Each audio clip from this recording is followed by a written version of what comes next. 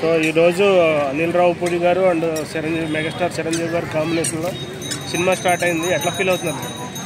అనిల్ రావిపూడి అంటే ఒక family director. Chiranjeevi గారు ఫ్యామిలీకి ఉన్నారు, ప్లస్ మాస్ ఆడియన్స్కి అందరికీ ఉన్నారు కదా. సో వాళ్ళ కాంబినేషన్ సక్సెస్ అవ్వచ్చని అనుకుంటున్నాను. ఓకే. సో సంక్రాంతికి వస్తున్న సినిమా చూసారా? సో ఇప్పుడు మార్క్ కామెడీలో మార్క్ అంటే వెంకటేష్ అటుతో పాటు చిరంజీవి గారు కూడా ఆల్మోస్ట్ అట్లాంటి కామెడీ ఇవ్వగలరు. శంకర్ దాదా ఎంబీబీఎస్ కానీ సెంటర్ బై ముందు చూసాం. సో ఆ రేంజ్లో కామెడీ ఎక్స్పెక్ట్ చేయొచ్చు అంటారు. అంటే కామెడీ వచ్చేప్పటికి చిరంజీవి గారి కామెడీ టైమింగ్ వేరు. ఆయన కామెడీ టైమింగ్ అనేది Anil Ravipudi comedy timing cringe ఉంటుంది కొంచెం. దాకా తీసిన సినిమాలో కొంచెం క్రింజ్ కామెడీ, అందరు నవ్వలేరు. కొంత సెక్షన్ ఆఫ్ ఆడియన్స్ దాన్ని నవ్వగలరు, అందరు నవ్వలేరు. కానీ బాస్ టైమింగ్ అందరూ ఎంజాయ్ చేస్తారు.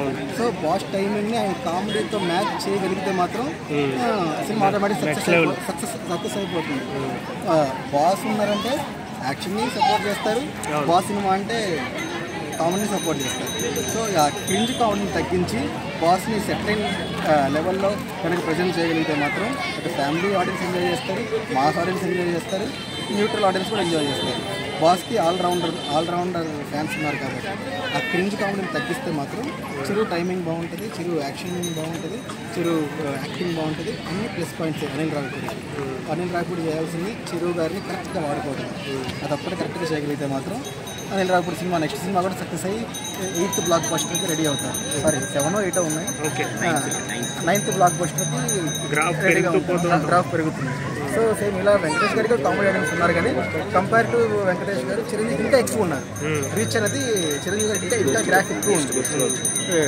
ఆ గ్రాఫ్ పెరగాలంటే కొంచెం క్రింజ్ తగ్గిస్తే ఆ గ్రాఫ్ అనేది ఆటోమేటిక్గా చేంజ్ అయిపోతుంది. అంటే అందుకో నేను అనిల్ రావిపూడి నుంచి గారు నేను కోరుకునేది ఏంటంటే రీజనల్ మూవీస్ చేశారు కదా, ఒక అటెంప్ట్ పాన్ ఇండియా కూడా వెళ్తే బాగుంటుంది అని చెప్పి ఒక చిన్న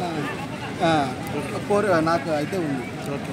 సో అనిల్ రావిపూడి గారితో ఫుల్ లెంత్ కామెడీ ఎక్స్పెక్ట్ చేస్తారా? మధ్యలో యాక్షన్ ఏమన్నా కొంచెం మిక్స్ అయితే బాగుంటుంది. ఫుల్ లెంత్ కామెడీ అనేది అనిల్ రావిపూడి గారు చేయగలరు, కానీ కొంతగా అది కొంతమందిని సాటిస్ఫై చేస్తారు, అందరినీ చేయలేదు.